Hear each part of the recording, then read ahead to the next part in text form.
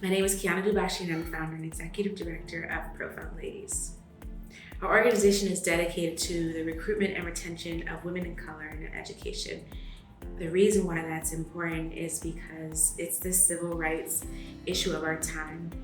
We know that the 1954 Brown versus the Board of Education really pushed teachers of color, specifically Black teachers, out of the education sector, a place where they were leading very powerfully, and that has had a tremendous impact on our kids. Black students are 2 to 3 more times more likely to be suspended and put out of class, leading to them spending less time in their classrooms, interrupting their ability to have a basic and sound education. So what Profound Ladies does is help to recruit more teachers who look like our students, who understand what our students' experiences are like, and who can enter classrooms through a cultural competence lens that really offers a window of possibilities for our students, because they don't carry the same unconscious bias that white women do when it comes to students of color. Here in North Carolina, 80% of our teachers are still white women, and that has a tremendous impact on our students, especially when it comes to exclusionary discipline. Profound Ladies is instrumental in supporting teachers because what we know from the pandemic and from the social unrest is our teachers are burned out. And while they're holding the spaces for our students and holding the spaces for our students to process the trauma of racial inequity in our country, but also the trauma of navigating the global health pandemic while figuring out how to come back to school, no one is thinking about their well-being, and we all know that you can't pour from an empty cup. So at Profound Ladies, we center the humanity of our teachers, so they are not depleted, they are not burned out, they are leading from a place of love because someone is showing them love. We literally create spaces that are trauma-informed and center their whole selves in our attempt to create a space where they can have access to mental health resources, social emotional learning for adults, and more importantly, a connection so that they know that they're not alone. And that network is one of the factors that a lot of teachers have named as a contributing factor to them remaining in education, to know that they are just one of many who are doing a really important and hard job, and that they're not alone. Some of our women, because of the demographics in our state, are one of only person of color in their building, and that can be shocking and both traumatizing in just coming to work every single day. And so really that network of support is what a lot of our women come to this space for, and it's what we provide. Our core values are love, light, legacy, and learning.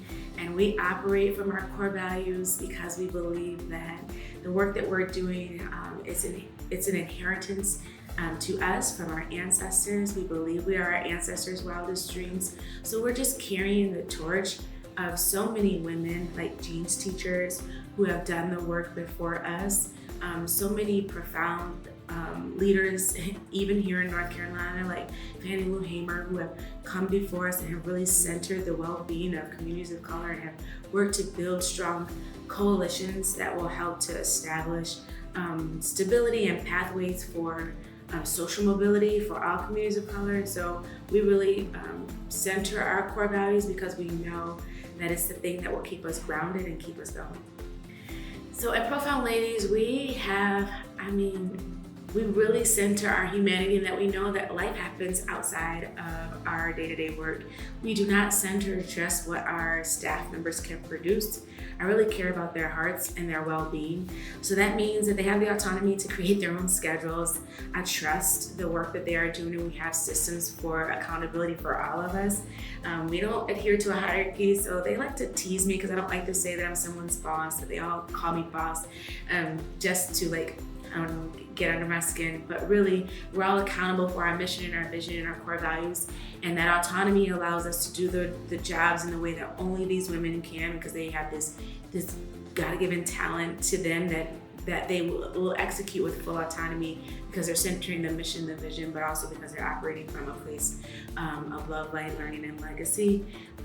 They create their own schedules, which I feel like helps to create pathways for them to take care of their families as they need. That means that they can go to the doctors when they need to. They can take care of their children's doctor's appointments when they need to. They can take sick days when they need to. We have unlimited PTO, and I have yet to experience an abuse of those particular privileges.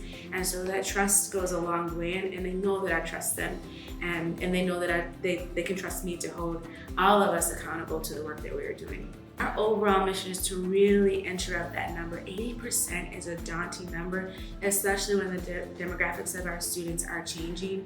And so in 5 years, it shouldn't still be at 80%. In 5 years, our teachers of color who are coming, we don't have a recruitment problem, our teachers of color who are coming to education should feel more supported and feel like they have a place of belonging and a place at the table, a table that they have prepared and has been prepared for them long before they arrived.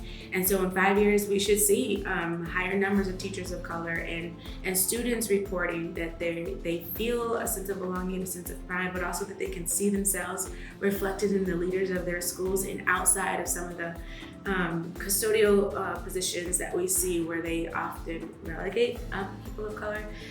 We should hear our students talk about being teachers because they see teachers who look like them.